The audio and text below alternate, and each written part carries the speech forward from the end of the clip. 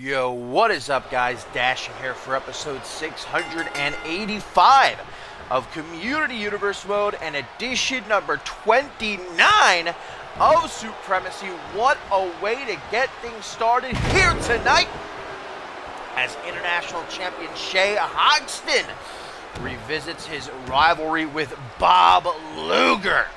And of course, this is the first episode of Supremacy, coming off of what was a historic event in more ways than one, DeCon, where Shea Hodgman partook in that main event to crown the last ever NGCW champion, as well as CMV undisputed champion. And well, as you can see, it was not Hodgman that left that match with all the gold in tow.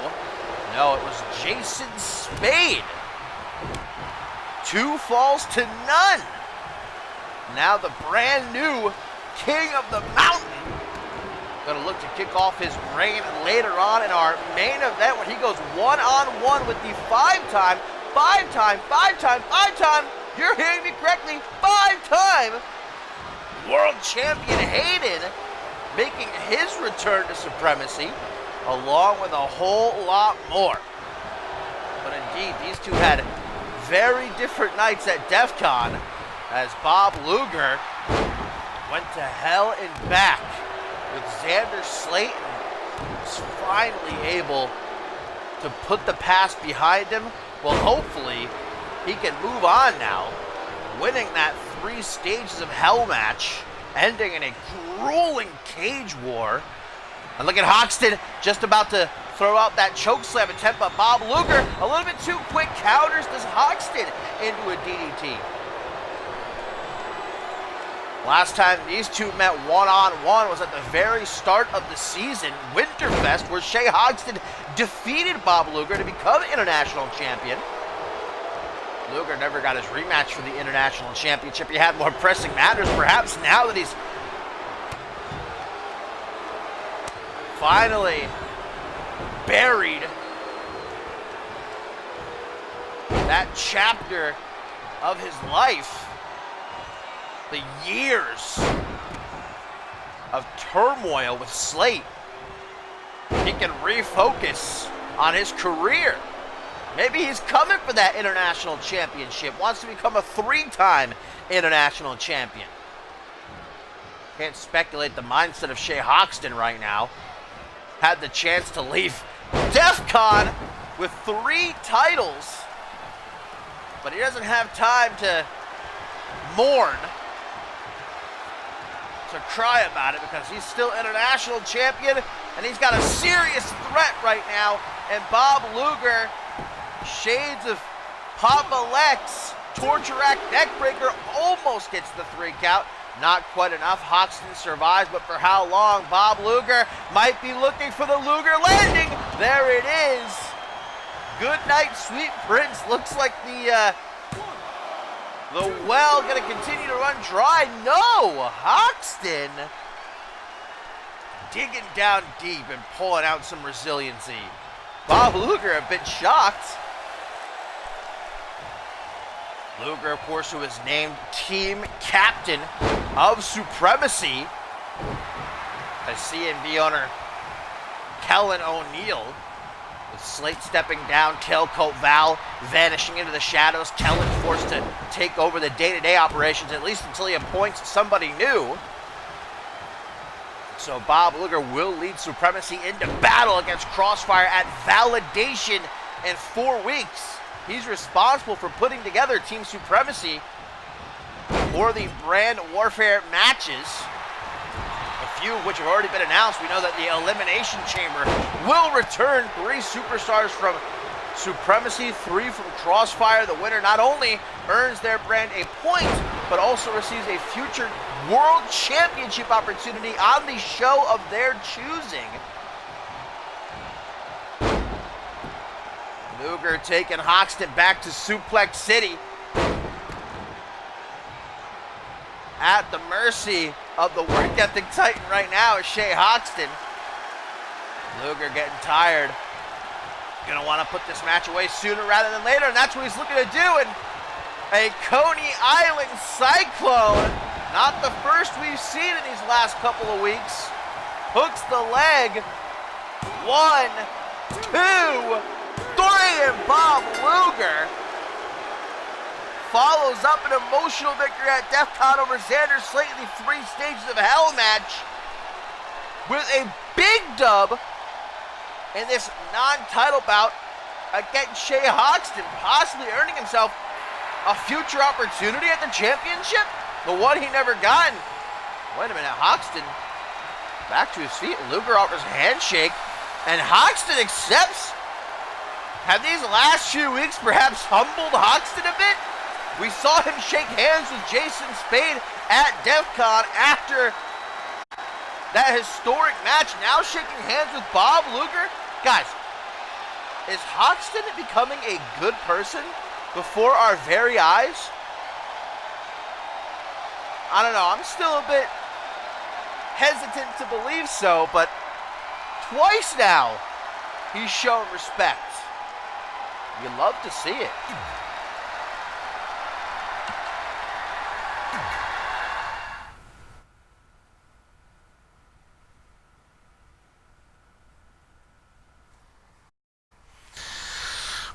Respect, a whole lot of tension brewing in the kingdom.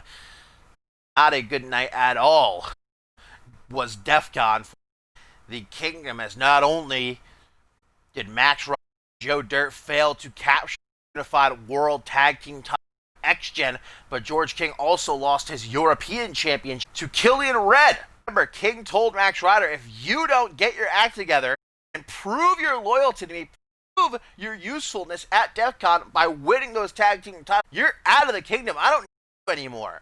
Max Rider, who's been sort of rebelling against King these last couple of months, ever since George King forced him to lay down so that King could become European champion. Well, now King gonna look to teach Max Rider a lesson in the ring. Perhaps ditch effort to put Max Rider in his place. Either that or George King gonna get rid of Max Rider himself right here tonight on Supremacy number 29. Collar double tie-up. George King goes into a side headlock. King's got to be sore, especially his back, after all those power bombs Killian Red hit him with at DEFCON. You'll notice Joe Dirt nowhere to be found in either man's corner. Seems like he doesn't want to choose a side. You know, he's been following King's orders, but we've also seen him on a couple occasions desperate for Max Rider to sort of snap out of it. The two of them have been tag team partners for so many years. It's crazy to think that the kingdom is falling apart. They've been such a cohesive unit, but I mean, we all know the kind of man George King is.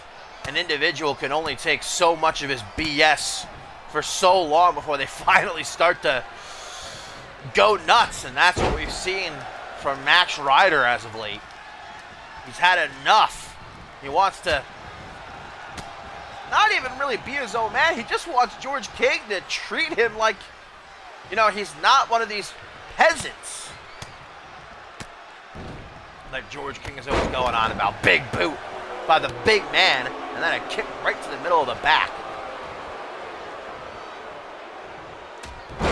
George King thrown up high into the air, caught with a European uppercut on the way down. Does George King know what he's gotten himself into? Snap vertical suplex, man. Ryder bombarding the former European champion with some heavy hits right now. Misses a shoulder tackle. Some more knees right to the chest. Got so much to look forward to here on today's show, guys. Later on, Chris Proudfoot one-on-one with Andrew Briggs. Not to mention our main event, the new CMV Undisputed World Heavyweight Champion Jason Spade kicks off his reign by going one-on-one with Hayden. making his return to Supremacy. King from the apron hitting that forearm smash, but upon entry, Max Rider cutting him off. Another torture rack bomb there. Dropped off the shoulders and thrown overhead like it ain't no thing but a chicken wing. Max Rider manhandling King at the moment.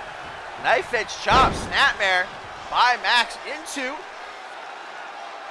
this armbar. King's got no escape from. Wanting to slow it down a bit.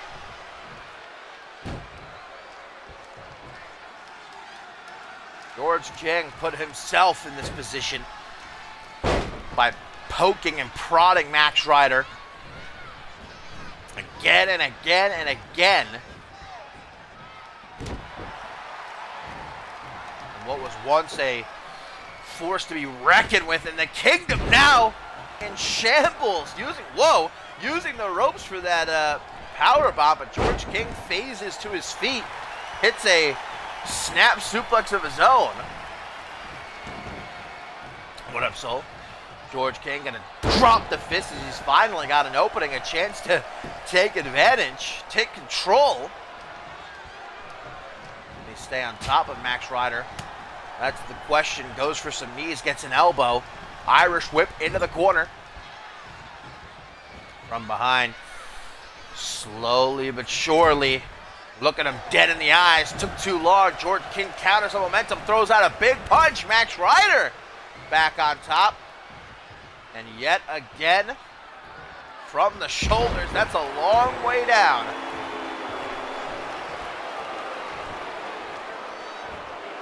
Deep scoop slam from the Knight. Dragged towards the center of the ring, falling fist drop of his own, using what George King taught him against George King. Look at these punches straight to the ribs. It's almost as if George King were holding a knife. There's a great pump handle. Uranagi. King is starting to feel himself now. He's liking the way this match is grooving. Clothesline. And again, but Max Rider will not stay down. Throws out a clothesline of his own. George King on the rebound. A third going to keep Max Rider down. Will it keep him down long enough for the 3 count? No, it will not. George King agitated that he can't seem to keep down Max Rider for longer than a couple of seconds. Look at this. Pump handle Samoan drop. And now King gonna use those dirty heel tactics. 1, 2, nearly cheating Max Rider out of this match. Max Rider pissed off now. Huge Uranagi of his own. 1, 2, 3, and Max Rider has just defeated George King. That is a huge upset. And look how he talks down to George King afterwards. I think he might have spit on him. Are we finally seeing Max Rider strike out on his own? He's done being the lackey of George King. He wants to be his own man.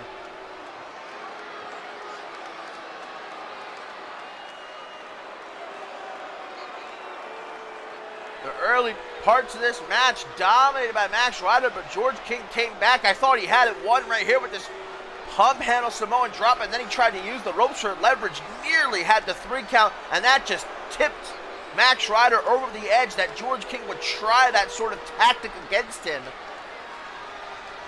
As you see right here. And then Max Rider just nearly putting George King through the canvas with this Uranagi. Good night, George King. Max Rider. I think he's done.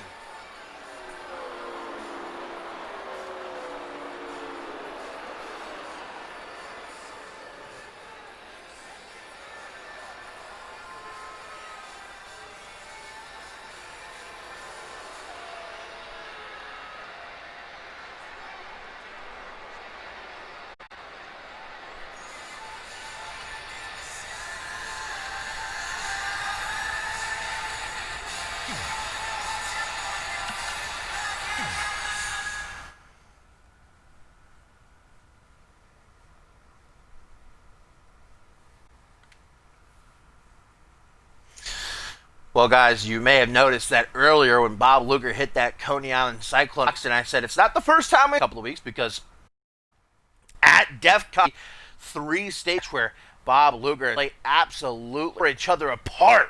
And finally, the better of Slate after all moved on. Xander Slate stirring in the ring, just about to pick himself up when Tim LaFave, haven't seen Ascendance, his return, came ramp and just nailed Slate with that Coney Cyclone. And then all dates back. We don't even need an explanation. It's very clear why that. You'll remember Ascendance, and before he used to wear that shirt that had Bob Luger's name on it, it had Randy Born on it, and it had Xander's name on it. All the men wronged him. And crossed off Bob Luger. He never got the chance to cross off Randy because Schmitty got there first. So who's left? Xander Slate. Bob Luger may have finally gotten his vengeance, but Tim LaFave never did. And now it seems like he's back. One reason and one reason only, and that's to finish Xander Slate once for all. But we see him return to the ring here tonight. First match in over 8 months as he goes toe-to-toe with Ashley Amell. And I gotta say, Tim LaFave, at least physically, does not seem to have missed a beat. I mean, he is still jacked. Absolutely swole. In phenomenal shape and doesn't waste any time going right after the Australian-born Ashley Amell.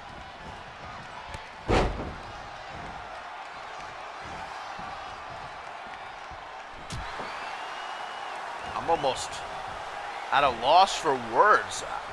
Actually seeing Tim LaFave in the ring right now, I didn't think he would ever be back. Genuinely. I thought that Ascendance would be the last time we would ever see Tim LaFave. He was in such a bad place mentally, and man, I hope and I pray that in his time away, he's gotten better. But I don't know, with what he did to Slate at DEFCON, and just the look on his face right now as he goes after Ashley Amell, I'm nervous.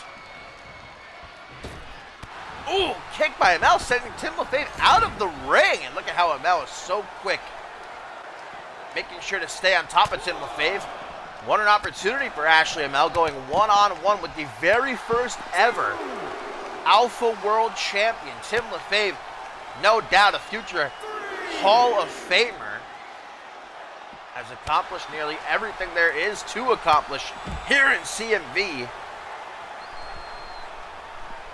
But like I said, there's one thing that he still has to strike off his bucket list. And that's getting his payback against Xander Slate. This goes back years. Oh! Long Island Slam! Splat goes Amell off the canvas. Somehow only a 1 count. Not even sure how this kid still has a spine. And now we're about to see the originator. Tim LaFave going for the Coney Island Cyclone, but Amell! Wow, Ashley Amell. Spider senses tingling there. Major reversal. The question now is, can he capitalize on it? Standing moonsault. I thought he was about to go for a Coney Island Cyclone. Instead, we get an air raid siren into the pin. I actually thought Ashley Amell was just about to pin Tim LaFave. I'm not saying it's not possible. I mean, hell, we still might see it right here. Amell off the top rope, moonsault on the money. Tim LaFave trying to get up out of instinct, I think. Amell just kicking him back down, going to hit a second moonsault. And another kick, this time to the chest. Now Amell is just showing off. He should have taken that opening and put Tim away. You can't play around with a man like Tim LaFave, Ashley. Rotation neckbreaker. Tim has just not been able to respond since his Coney Island Cyclone got countered. Man, is it just me or does Tim LaFave seem blank? Not showing any emotion on his face. It's almost like he's just on autopilot or something. Even the way he's moving and the way that he's been hitting his moves, I don't know, something seems up to me. Ashley Amell not minding it at the moment. Oh, Tim! In the ring. From the apron. Going old school. With the forearm smash, inverted atomic drop, scoop slam combo. Straight into a deadlift sit-out power bomb. And that takes some incredible upper body strength.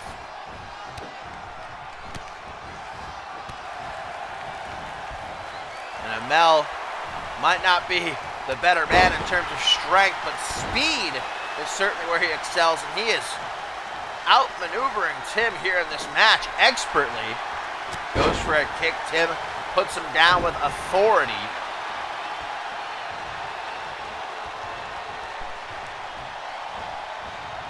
Snap German suplex. Amell landing right on the back of his head.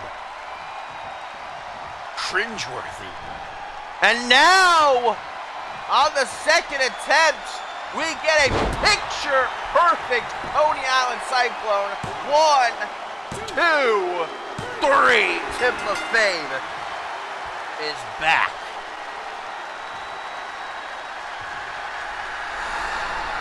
And I gotta say, for his first match in over 8 months, he slipped up for a few minutes. Amell got the better of him, but largely LaFave looked amazing in there. And if I'm Xander Slate, I'm shaking in my loafers right now. But I'd really like to hear from Tim. Because something just seems off. I don't know what it is. It's getting at me, though.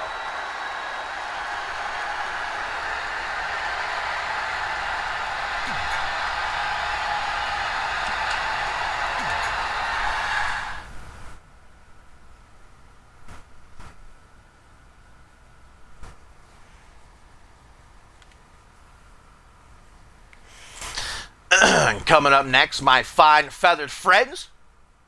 Non-title action.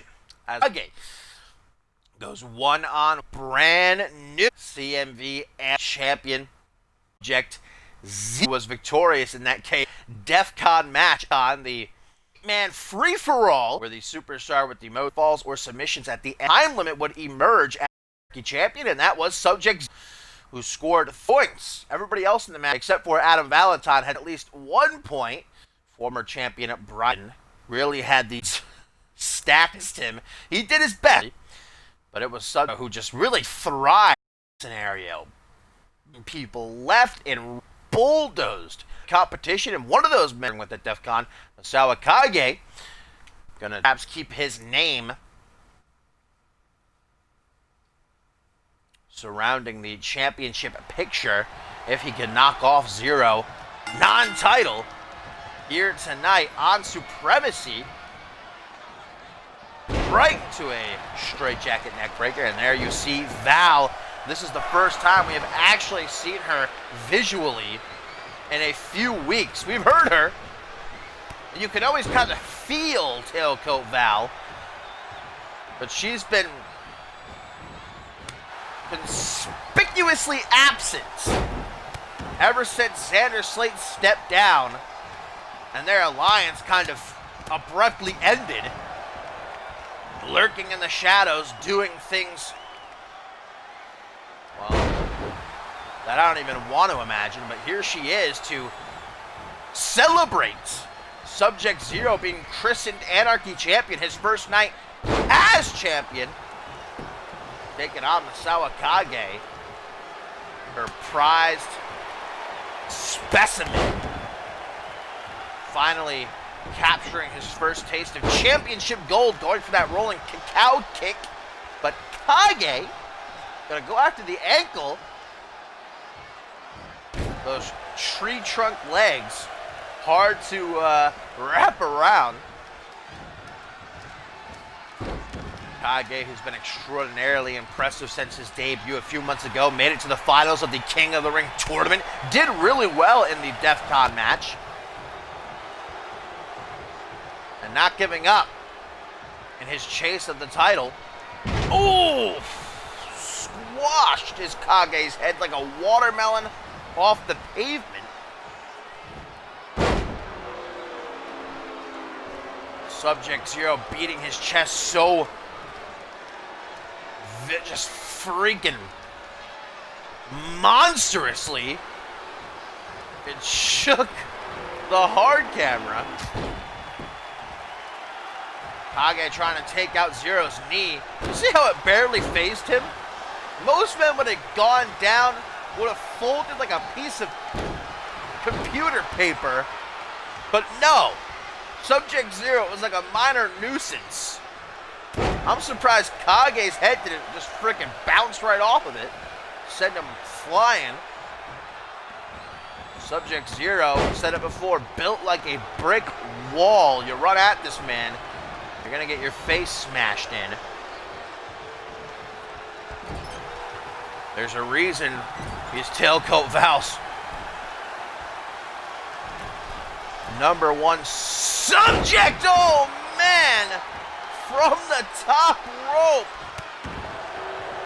Belly to belly suplex. How is Masao Kage not flattened right now? Should have needed a spatula to get in there. Freaking scrape him off the canvas. Another chop block. Actually gets Zero down to one knee. That's progress. Closed fist to the chest. We know that Sub-Zero will be representing Supremacy at Validation. But right now, he's not thinking about much. He's on Dream Street counting sheep after that knee. It's like Kage shot out of a gun, man. Speeding bullet. And somehow only able to get the 2 count, not taking his eyes off the prize, and a big prize it is! End of days to Sub-Zero. 1, 2, oof. Kage, millisecond away from securing the proverbial bag. Zero up to Brett's rope. Whoa, wait a minute! Did this man just do a frickin' moonsault? A body splash I can believe. A body splash from the middle rope. That's believable for someone Sub-Zero's size. But a moonsault? And not just any moonsault, he jumped up onto the top rope from the middle rope. Almost put Kage away. Joseph Santos over on Crossfire, man. You've got your work cut out for you at Validation, trying to take that Anarchy title from Sub-Zero. Not envy that man. Headbutt, but look at tailcoat Val distracting referee Johnson. Kage might have had the match won off of the headbutt, goes for another end of days, but thanks to Val, Zero gets off the drop kick. Kage will not stay down, refusing to give up his control in this match.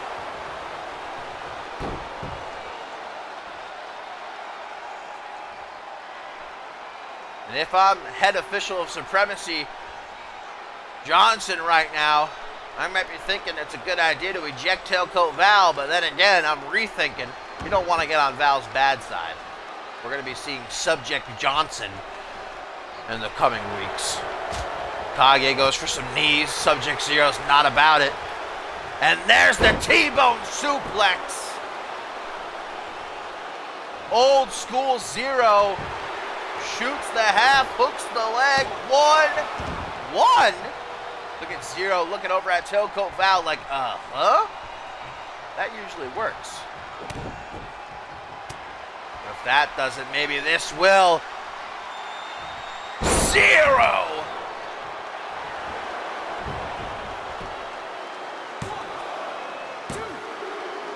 Incredible. Incredible. The velocity at which he spun Kage around and just drilled him into the mat. Kage was not getting up from that. No way in hell. An impressive start to what will surely be a terrifying reign. Subject Zero as Anarchy champion. Good luck. Good luck to the rest of the roster. That's all I'll say.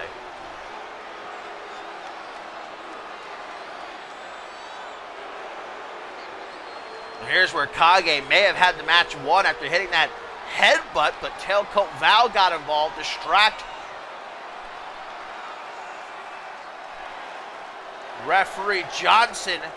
She did by playing with the turnbuckle. And that allowed Zero to counter the second end of Day's attempt and put Kage away. You ready, Santos? I don't know if you are, man. I hope you are.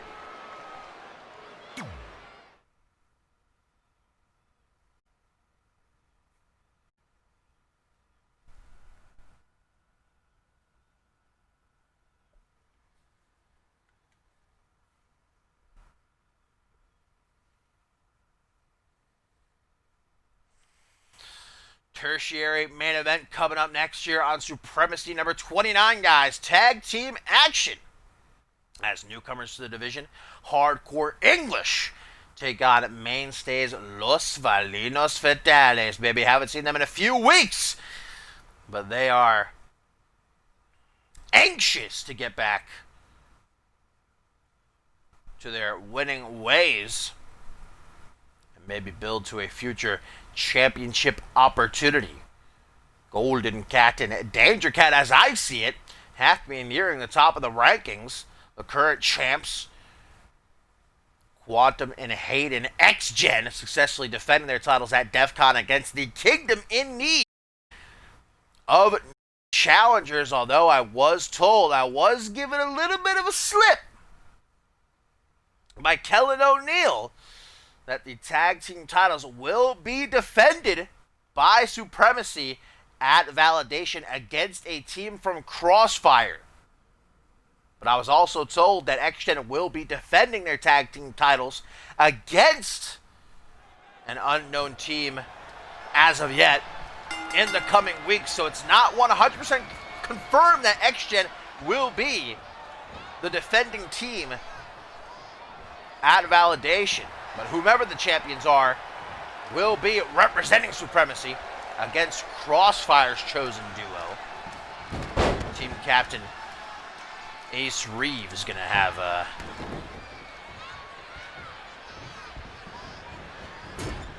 the right to choose which combination vies for the gold. This is Alex Young here starting things off against Golden Cat of Los Felinos Fatales and gets a knee right to the temple into a quick pin. Will this one be over before it even begins? No. Golden Cat's got a nice new look. Seems shinier as well. Glistening in the lights. Now Brat Anderson, the legal man, kick to the side of the head and another one. Can't seem to keep up. Single underhook DDT. I'm sure Jason Spade will be showing him how to hit that proper later on in the main event when he goes one-on-one with Hayden. Can't wait for that, honestly. forward to that match all week. Golden Cat nearly had Brad Anderson, but at the very last second, caught a bulldog. Los Angeles Italians have certainly gone through a lot this season. Golden Cat going on a journey to recover his best friend from the clutches of Tailcoat Val. Who can forget? In the end, Golden Cat following Danger Cat's taxes, the paper trail. Danger Cat has kind of been struggling his last few outings to sort of return to normalcy. We still don't even know the full extent of what he went through while in the custody of Val. All we can really do is support him and hope that he finds his footing with the help of Golden Cat, who right now himself could probably use some help. Alex Young tagged in again, goes right after that arm and continuing to target the arms. What the hell is this? Targeting the arm, the neck, the hamstring? I mean, my God. Total package submission maneuver there. Jumping right into that face breaker. Golden Cat, I think, got nicked under the mask. See a bit of blood dripping out. Catches the boot. Golden Cat says, I don't think so. Taking him down flush. See how he got in front of Alex Young, blocking the newcomer's path in case he wanted to make a tag. And here we go. Danger Cat finally gonna get a piece of this action. Instantly greeted with a hangman's neckbreaker down onto the knee. Not a great start. Kick to the midsection. Drop toe hold. Rolls to his feet. And out of the ring. We all know the agility of a cat. Man with 9 lives might be down to just a few. Again, I shiver to think about what Danger Cat was put through over a month at the mercy of Tailcoat Val. And although it seems like he came out fully intact, I mean, you can never really know. Count of 6 right now. Danger Cat tossing Alex Young over by the steps. Gonna save himself from the count, but then resets it. Alex Young back to his feet, tossing Danger Cat into the ring. Not waiting for him to get up. Tries to stop him, but Danger Cat, too quick for you. GC, the fire lit up under his behind. Did not see that small package coming. Only manages to get a 1 count. Tag to Brad as Golden Cat rolls to the outside to catch his breath. Brad Anderson going to join him. Luthez press, right hands raining down hard. Kip up. That seemed to have woken Golden Cat up. Had the reverse effect that Brad Anderson was looking for.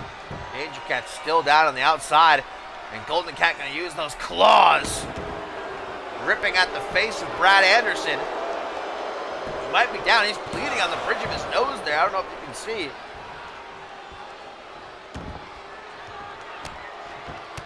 Knee drops again and again by Golden Cat to the chest of Brad Anderson.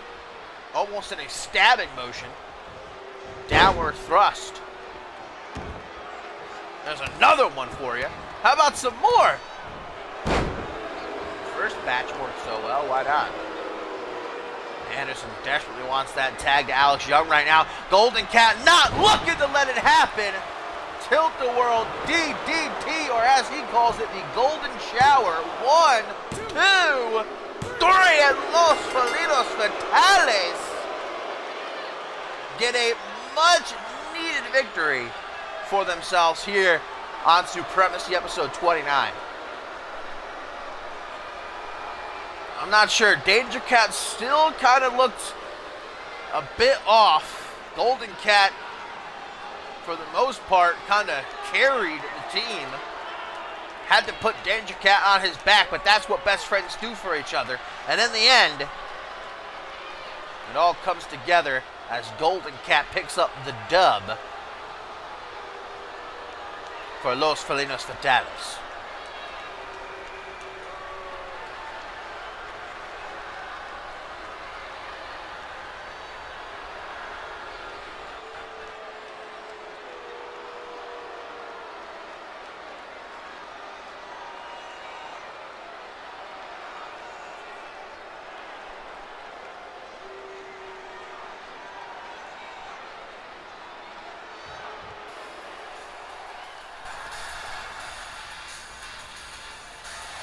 A nice celebratory chest bump. Ooh, and a secret handshake, too. Have Los Felinos Fatales gotten their groove back? I think they got their eyes in them tag team titles. And with that one, they might be one step closer.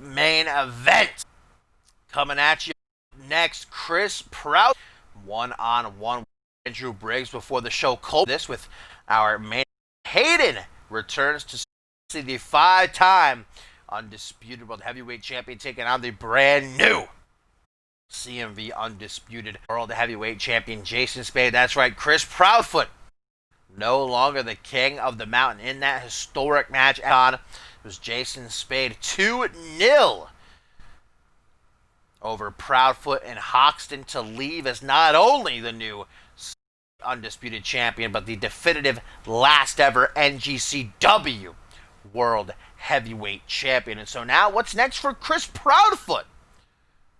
Looking to pick himself up, dust himself off, and perhaps get right back on track. It almost feels weird not recognizing Proudfoot as world champion, one of the longest reigning world champions of all time. Won it at Ascendance, cashing in at Money in the Bank. Had a firm grip on it till DECON. Kick by Proudfoot, blocked by Andrew Briggs, who at DECON. Night went a little bit differently for him, as he was able to put Bram Miller through a table and get some vindication for what Miller did to him a couple of months ago. And Andrew Briggs has made it clear, tweeting out last week, that he's got his eyes on the International Championship, a title he's tried twice to win this season, and twice he's been screwed.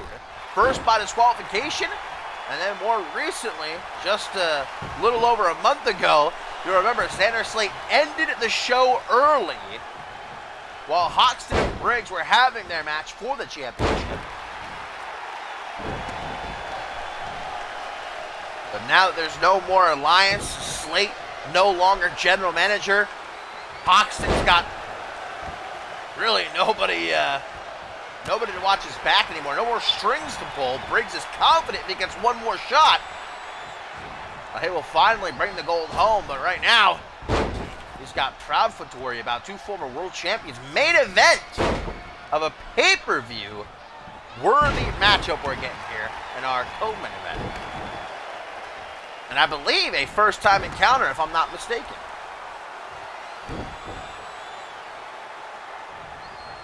A win like this mean a lot for Chris Proudfoot right now.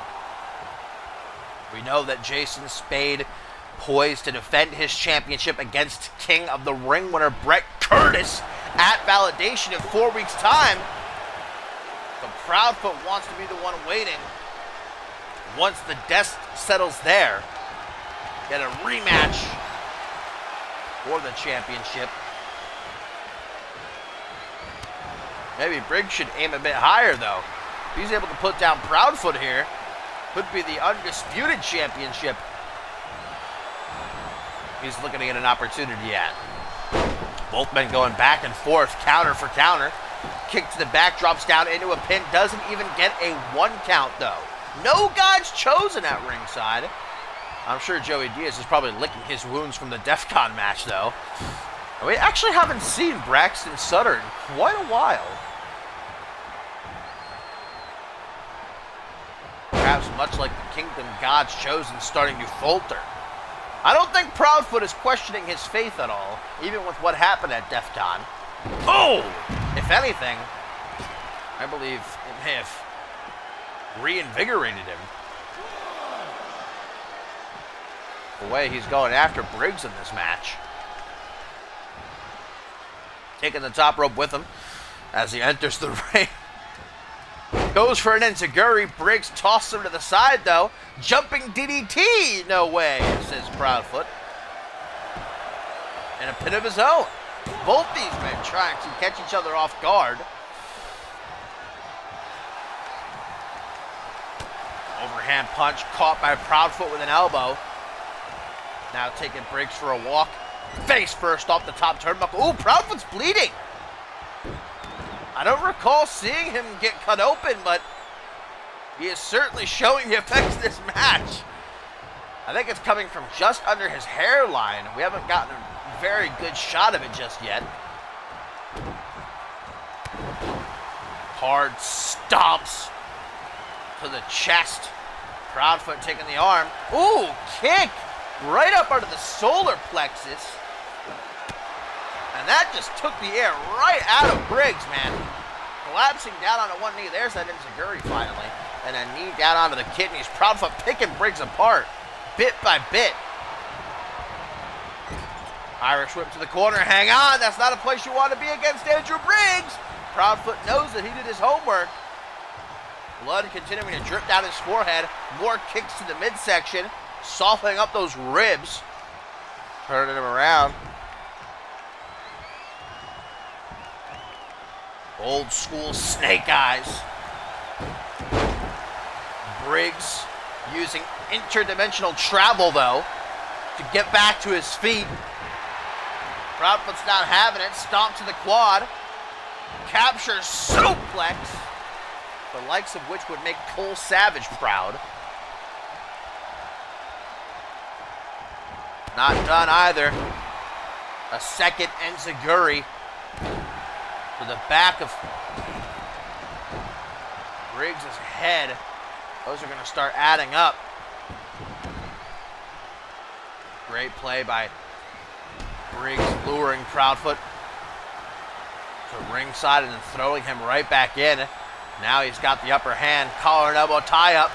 What a match this has been so far. Very evenly contested.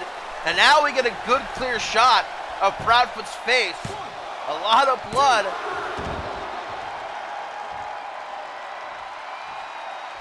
Starting to show. I think Briggs has a clear target. Trying very desperately to get a lid on Proudfoot here. But the former world champion thrown over the knee. Here comes the barrage. And take a deep breath. Bam! That final one turning Proudfoot inside out. Hooks the leg. 1, 2. Could have been huge for Andrew Briggs right there. Not finished though. Proudfoot still reeling. Looking like he's in La La Land. That fight hasn't left him just yet. Say what you will about Chris Proudfoot. A fighter to the very end. Side effect. Grabs the leg. 1, 2, 3. And Proudfoot just like that taking the win right out from under Andrew Briggs.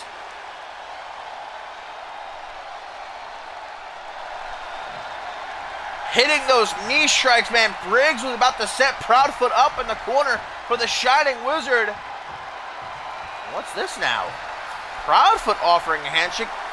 Andrew Briggs accepts. I mean, Andrew Briggs never one to shy away from showing sportsmanship. I'm surprised that Proudfoot offered the handshake. Man, first Hoxton, now Proudfoot?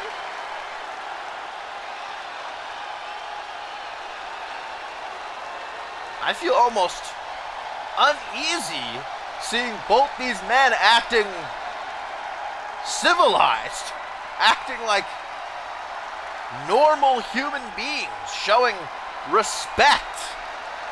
I mean, what a match. What a win for Chris Proudfoot. I don't know, though.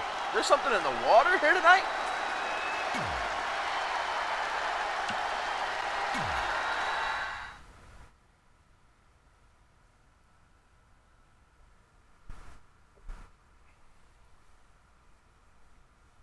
Maybe Shea Hoxton wasn't the only man humbled by the outcome at DEFCON. But I'll tell you someone who definitely was, and that's Jason Spade, man. Not just beating Shea Hoxton and Chris Proudfoot at DEFCON, but beating them 2-0. And after everything, all that was said, all that was done, Jason Spade was left standing. NGCW Championship and the CM Disputed World Championship in the better man definitely once and for all. And now it's up to Jason Spade to carve his own King of the Mountain. And it all starts at our man to kick off your reign. It's a man who's been there 5 before. Haters to Supremacy is not going to be alone as joined at ringside by King of the Ring winner Brett does get his champion shot against Jason Spade in 4 weeks at Validation.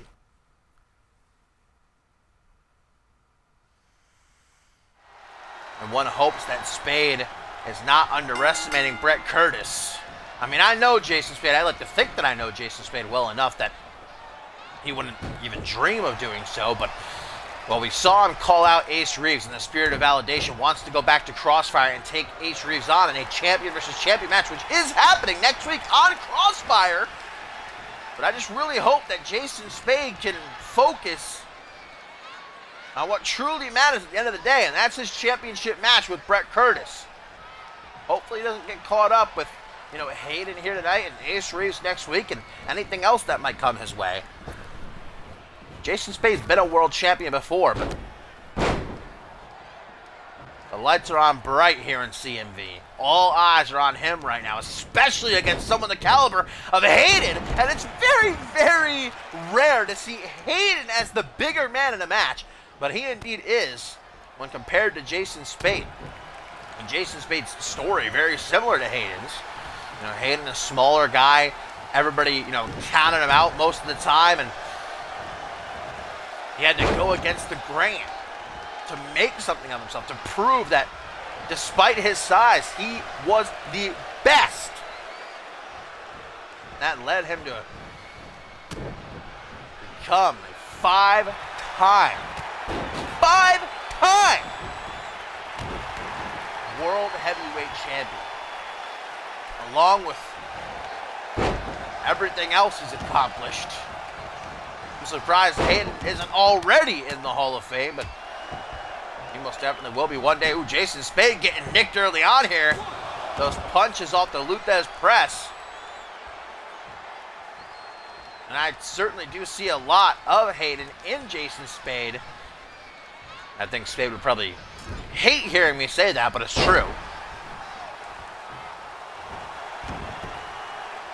Spade catching Hayden. But that small package craftiness nearly upsetting the A-lister. Oh, but look at that! Firing back. He's looking at Spade like, huh? Don't play with me. Final cut! Vintage Hayden. Into the cover he goes. One. Only a 1 takedown once. Look at Brett Curtis. He can't even believe it. Curtis has got the best seat in the house right now, man. Clothesline attempt by Hayden. Suckered in by Spade. Spinning soul kick. Goes low. Spade says, I don't think so. Knee to the ribs. And a Lansenberg lobotomy! Not getting paid by the hour. Jason Spade wants to put down Hayden with the quickness for a definitive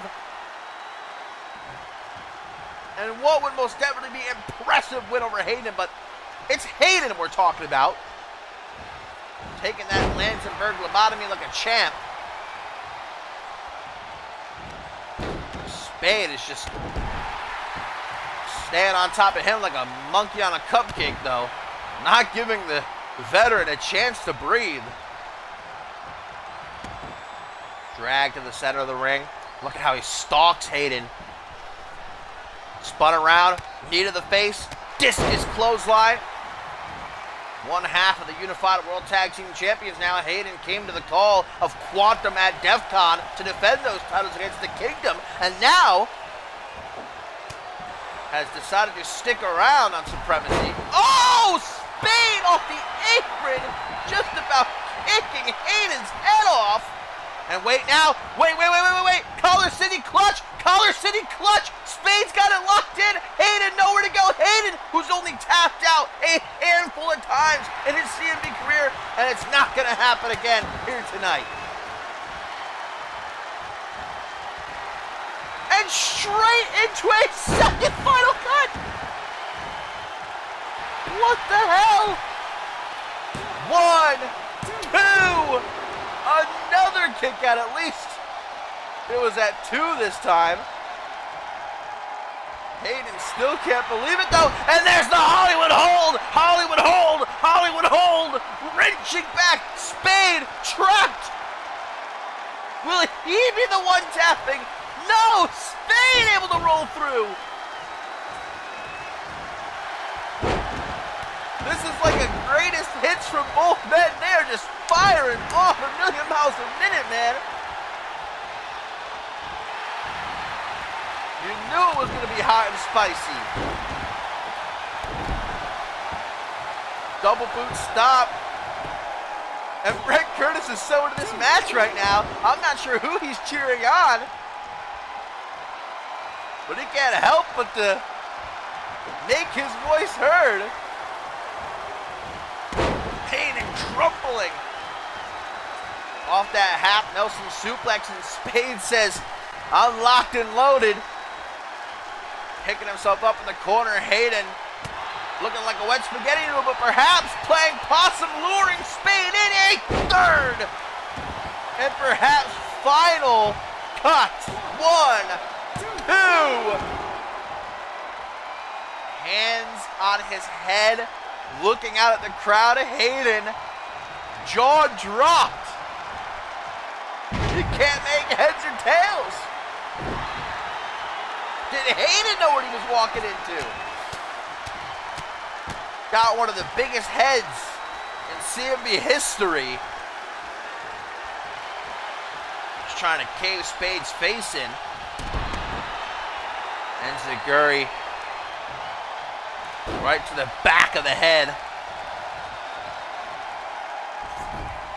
Or perhaps better yet, a Pele kick. Ringing Hayden's bell. And I think Hayden knew Spade was setting up for a second Collar City clutch. Tried to get out of harm's way. Can't evade it forever though. Collar City clutch. Locked in a second time right in front of Brett Curtis. That's no coincidence. Can Hayden escape a second time? Arm flailing. Gets on his back. Shoots off a knee. And a punch square to the bridge of the nose. But that knee to the chest waiting for him. 1, 2, 3. Jason Spade has just defeated Hayden, collapsing as soon as the bell rings. Unable to stand, man. What a Mac, that deserves a clap. Round of applause. From bell to bell, man. These two just beat the piss out of each other. And Jason Spade, look at Haley can't take it. He's like, God damn, man. It's the new generation. But I think Hayden proved he can still hang with these young bucks. What a start to the reign of Jason Spade. And Brett Curtis, he should know now what's coming his way at validation. Is he ready for Jason Spade?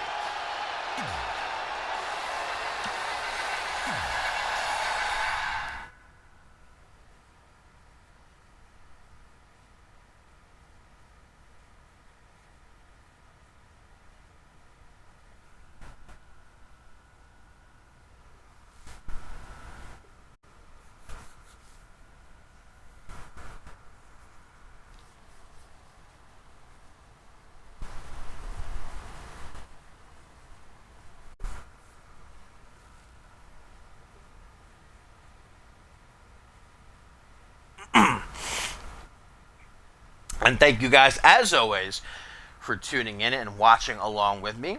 I hope that you enjoyed the show. If you're new and you like what you saw, make sure you drop a follow on Twitch so that you know when I go live, or a cheeky subscription on YouTube so that you get the the VODs as soon as they're out. And until next time, I hope that you have a lovely rest of your Sunday, and I will see you when I see you. Bye.